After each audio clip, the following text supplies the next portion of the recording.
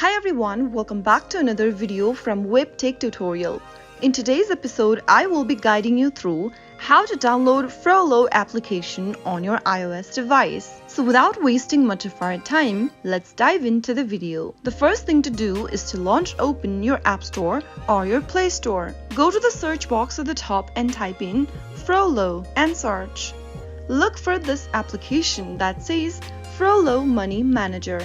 Frollo Money Manager is a personal finance application designed to help users manage their money, track expenses, and budget effectively. Tap on the Get button to begin downloading Frollo app on your device. Wait for the application to download and install, which will take a couple of minutes. Once it is done, tap on the Open button and you will be able to download and install Frollo application. Simply go ahead and sign up for a new account or log into an existing one. If the video was helpful to you, go ahead and give us a thumbs up. Don't forget to subscribe to our channel by hitting the subscribe button. Also, press on the notification bell icon so that you'll never miss another upcoming upload from us. I will be back again in the next episode.